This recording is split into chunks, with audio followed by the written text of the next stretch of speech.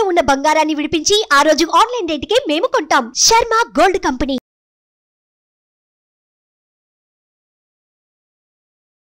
నమస్కారం, welcome to Suman TV. నేను గీతాంజలి. ప్రస్తుతం మనతో పాటు ప్రముఖ ఆధ్యాత్మికవేత్త డాక్టర్ రాజన్ వై నంబూద్రి గురుగారు ఉన్నారు. వారితో మాట్లాడదాం.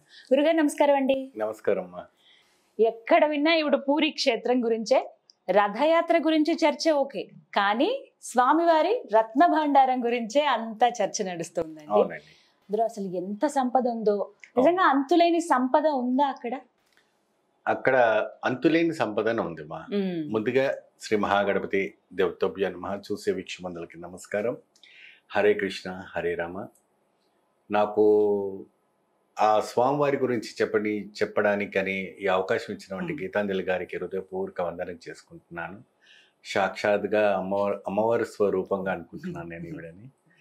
సో పూరి జగన్నాథ్ ఒక రహస్యం అనేది అంతు చిక్కలేనిది. ఇప్పుడు ఏంటంటే దాంట్లో ఒక అద్భుతమైనటువంటి గదులు, ఇప్పుడైతే కొన్ని నేలమాలికలు మాత్రమే తెలుస్తున్నాయి, అంటే ఏబిసిడి అని కొన్ని ఉన్నాయి. దాని వెనుకల కూడాను సైంటిస్టులు కానీ మన ఇప్పుడు ఉన్నటువంటి నిపుణులు కానీ గుర్తుపట్టింది ఏంటంటే అక్కడ నిషా గణపతి అని ఒకటి ఉంటుందండి. నిషా గణపతి అనేసి, ఆ నిషా గణపతి అంటే ఏంటంటే అక్కడ ఉన్నవంటి లోపల ఉన్నవంటి మాణిక్యాలు కానీ నగలకు కానీ అన్నిటికీ అధిపతి ఆయన్నే, రక్ష.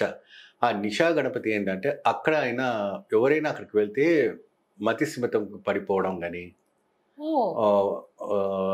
బ్రెయిన్ పనిచేయకపోవడం కానీ, వాళ్ళు వేసుకున్న వంటి మైండ్ డైవర్ట్ కావడం. ఇప్పుడు ఎస్పీ గారు అక్కడికి వెళ్ళి స్పృహ తప్పిపోయారు. నిషా అంటే మత్తు, స్పృహ తప్పిపోయారు. మన బయటకు వచ్చిన తర్వాత కొద్దిగా కోలుకున్నారు, నాకేం కాలేదు, మళ్ళీ రికవర్ అయ్యాను అన్నారు. కానీ తర్వాత ఇప్పుడు ఎలా ఉన్నారో తెలియదు, బట్ సడన్ గా పడిపోయారు. అది అక్కడ. ఇంకోటి ఏంటంటే ఎప్పుడైతే కూడా నువ్వు పూర్వీకులు చేసిన వంటి జాగ్రత్త పడి చేసిన వంటిది గరుడ బంధన, ఇంకోటి ఏంటంటే మనకు నాగబంధన. ఏమండి, ఇవి రెండు చాలా అతి అవసరంగా మనకు కనపడుతుంది. పురాణ ఇతిహాసాలను మనం చూసుకుంటే అయితే మాత్రాన ఆదిశేషుడైన వంటి మహావిష్ణువు ఒక పడగ, ఆయన ఒక పడక అంటారు, పడగ కూడా అంటారు. మరి వాసుకి వచ్చేసి ఎప్పుడు కూడాను స్వామి శివుడి మెడలోనే ఎప్పుడు వాసుకి ఉంటుంది ఆవిడ ఎప్పుడు కూడా. ఎందుకంటే అది మీరు కుక్కి సుబ్రహ్మణ్యేశ్వర స్వామి దేవానికి వెళ్తే వాసుకి ఆలయం అక్కడ కనపడుతూ ఉంటుంది, కుక్కి సుబ్రహ్మణ్యేశ్వర స్వామి. ఆ వాసుకి, ఈ వాసుకిను ఈ యొక్క ఆదిశేషుని ఒక బంధనతోనే ఈ యొక్క నిధులకు ఆ రోజులో తాంత్రికులు అంటే తంత్ర సాధన నేర్చుకున్న వంటి బ్రాహ్మణ వంటి ఆచారం. అది ఏంటంటే మీరు మెటల్ డిటెక్ట్ పెట్టి లాక్ వేసినప్పటికి కూడా కొన్ని తాంత్రిక ముద్రల ద్వారా కొన్ని యాంటిస్పిరిట్స్ అంటే మంత్ర ఉచ్చారణ రాదు, ఆ పవర్స్ తోని ఆ బంధన అది లాక్ అయిపోతుంది. దాన్ని ఏమంటారంటే నాగబంధన అంటారు. ఆ నాగబంధన వేగానే ఆ ఒక సర్కిల్ అంతా కూడా ఏమవుతుంది అంటే కంప్లీట్ గా ఎన్ని డైమండ్స్ ఉన్నా, ఎన్ని బిస్కెట్స్ ఉన్నా, ఎన్ని అపురూప సంపద ఉన్నా ఎవరు కూడా తీసుకొని బయటకు వెళ్ళలేరు, అవకాశం లేదు. పోతే చుట్టూ ప్రాకారంలో ఎక్కడైనా కూడా గోడలు ఏదైనా డ్యామేజ్ అయ్యి అక్కడ నుండి వాటర్ లీకేజ్ అయ్యి లోపల ఉన్న సంపద ఏదైనా కూడా పాడవడానికి అవకాశం ఉంటుంది. కాబట్టి అప్పుడు ఈ యొక్క గరుడ మంత్రతోని మంత్రించి 41 రోజు పాటు కూడా నిర్దిష్టమాలు పాటించి ఆ తర్వాత ఆ ఒక దర్భతోని ఆ ద్వారాల పైన వేస్తారు. ఆ దర్భ పైన వేసి ఆ ద్వారాల పైన వేసిన తర్వాత ఆ ద్వారాలు అనేది అప్పటికి శాంతి అయ్యి తర్వాత వీళ్ళు లాక్స్ పెట్టుకొని ఓపెన్ చేయటం అని జరుగుతుంది. ఒకటి కలెక్టర్ దగ్గర ఉంటుంది, ఒకటి గుడి యాజనం దగ్గర ఉంటుంది, ఒకటి ఏంటంటే మనం ఎవరైతే సీఎం గారు ఉన్నారో వారి దగ్గర ఉండడం అనేది జరుగుతుంది. అంటే ముఖ్యమంత్రి అంటారు కదమ్మా, వాళ్ళ ఆధీనంలో ఉంటుంది. సో ఈ 3 తాళాలు పెడితే గానీ ఆ లాక్స్ అన్ని ఓపెన్ కావు, 3 పెట్టాల్సింది. దాంట్లో ఒక తాళం తప్పిపోయిందని, అది ఒక డూప్లికేట్ తాళం పెట్టారని దానిపైన ఇది శచనీయంగా మారింది. అయినప్పటికీ కూడా ఆ ఒక లాక్స్ అది ఓపెన్ కాలేదు. తర్వాత కట్టర్స్ పెట్టేసి కట్ చేసేసి డోర్స్ ఓపెన్ చేశారు. ఇప్పుడు నిధులన్నీ కూడా బయటకు పెట్టారు. అపురూపమైనటువంటి వజ్రాలు, వెలకట్టలేని వజ్రాలు, వెలకట్టలేని బంగారం అంటే అప్పట్లో ఏంటంటే ఇప్పుడైతే ఇప్పుడు మన కేడిఎం మిక్సింగ్ అని ఏమంటే 916 గోల్డ్ అని ఇంకా అనేక రకంగా వచ్చింది. అది ఏదైనా తొందరగా మెల్ట్ అయిపోయి అప్పట్లో ఏంటంటే అన్ఫినిష్ గా ఉండేది. అంటే మైల్స్ నుంచి వచ్చి ఇమ్మీడియట్ గా రాజులకి తయారు చేసి ఇచ్చేవాళ్ళు. అంటే కొద్దిగా గొప్ప కొద్ది కాపర్ మిక్స్ చేస్తూ ఉండొచ్చు, అది వేరే విషయం. కంప్లీట్ గా పాలిషింగ్ అలా ఉండేది కాదు, ఇట్లా యాంటిక్ పీస్ లాగా ఉండేది. ఏమన్నా ఇప్పుడు ఈ మధ్య కాలం కూడా ఫ్యాషన్ అదే వస్తుంది. సో యాంటిక్ పీస్ లాగా ఉండేది. ఇప్పుడు ఏంటో దానికి షైనింగ్ వచ్చేటట్టుగాను, కుందనాలు పొదిగించినట్టును, వజ్రాలు పొదిగించినట్టును ఇప్పుడు చేస్తారు. కానీ అప్పట్లో ఏంటంటే ఎలా దొరికిందో అలాగే పెట్టేవాళ్ళు. పర్ల్స్ కూడా అంతే. ఆ పర్ల్స్ ఎలా ఉంటుందంటే అమ్మా ఒక సూర్యకాంతితో వెలుగుతూ ఉంటుంది. ఏదైతే మనకు పౌర్ణమి, కార్తీక పౌర్ణమి కానీ ఏదైనా పౌర్ణమి వచ్చినప్పుడు చంద్రుడు ఎలాగా వెలిగిపోతుంటారో ఆ ఒక వెలుగులో ఆ ముత్యాలు వేసుకుంటే రిఫ్లెక్ట్ కొడుతుంది ఆ ఫేస్ కి. అటువంటి సుభద్రమ్మకి, బలరాముడికి, పూరి జగన్నాథుడికి అనంతమైన వంటి సంపదన ఒకానొక సందర్భంలో వాళ్ళందరూ కూడా ఇవ్వటం అనేది జరిగింది. దాంట్లో గజేంద్రపతి మహారాజ్ అని 16 ఏనుగులు తోని సంపద ఎక్కడైతే కూడా ఆయన రాజ్యము గెలిచిన వంటి రాజ్యం ఉంది కదా, ఆ రాజ్యం నుంచి గెలిచిన వంటి సంపదని స్వామివారికి అర్పణ చేశారు. 16 ఏనుగులతో వచ్చారు.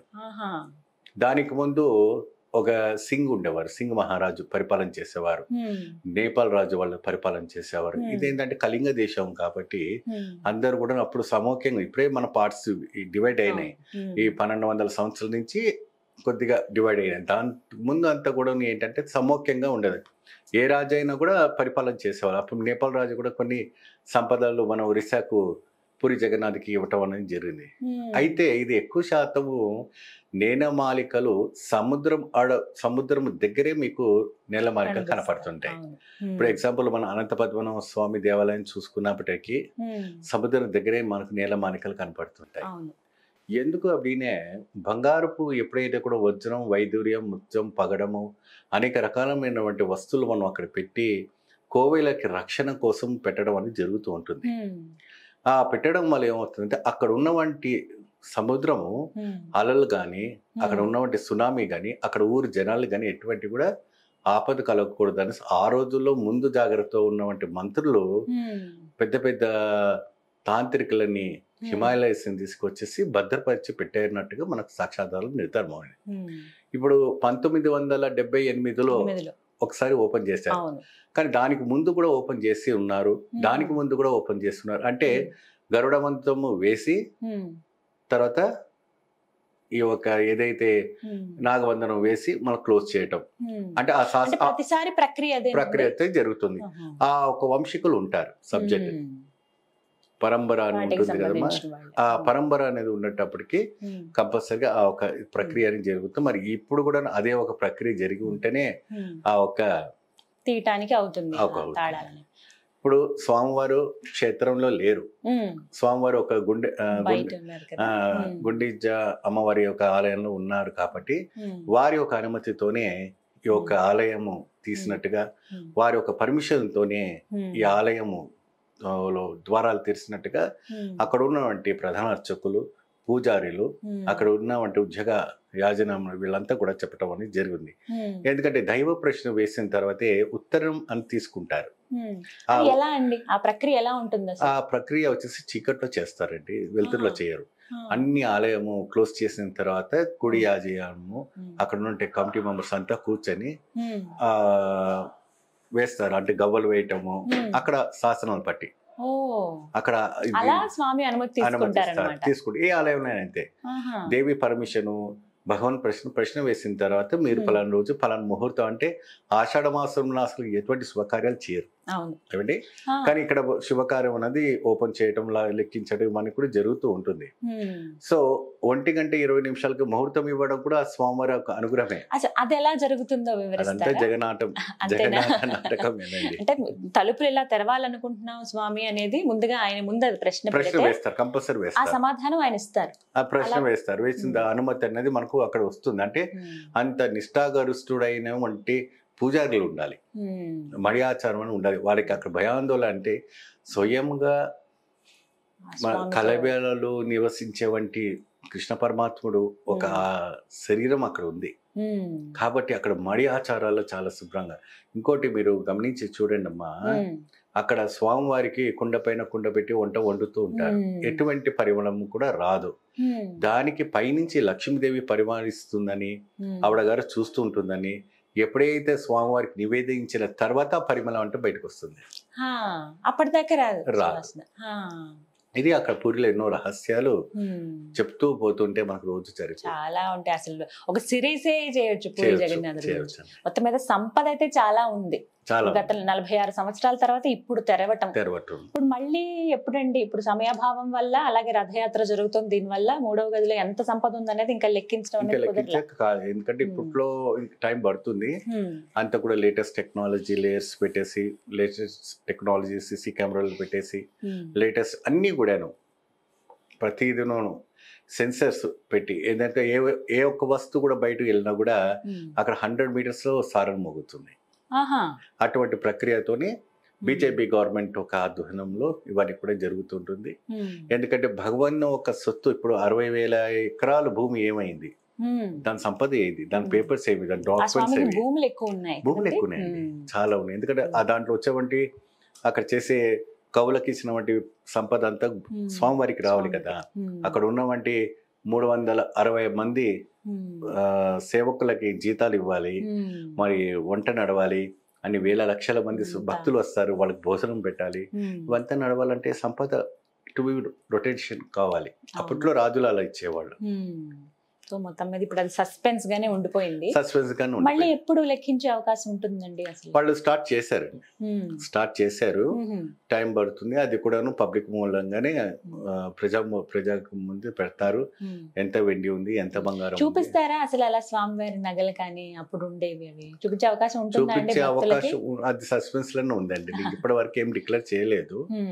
సో వదిలేయాలి. కానీ అందరికి ఆసక్తి ఉంటుంది, ఎలా ఉండేవు అప్పట్లో రాజులు ఇచ్చినవంటే అవి ఎలా చూపిస్తే చాలా మంచిదండి. చూపిస్తేనా కనీసం ఆ ఒక మీడియాలో ద్వారించైనా చూసే వీక్షకులకి మంచి జరుగుతుందని నేను అనుకుంటున్నాను.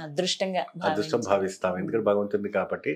ఇప్పుడు అదే విధంగా తిరుమల తిరుపతి దేవస్థానంలో కూడా అనేక రకమైనటువంటి నీలమాలికల కింద ఉన్నాయి. దాన్ని కూడా ఎవరు టచ్ చేయలేదు. ఏమండి, శ్రీరంగపట్నం వాసిలో కూడా అనేకమైనటువంటి నేలమాలికలు ఉన్నాయి. చాలా ఉన్నాయి ఇలాంటివి. చాలా చక్కగా వివరించారు గురుగారు. నమస్కారం అండి. నమస్కారం. సుమన్ టీవీలో మీ పర్సనల్ అండ్ బిజినెస్ ప్రమోషన్స్ కోసం కింది నెంబర్కి కాంటాక్ట్ చేయండి.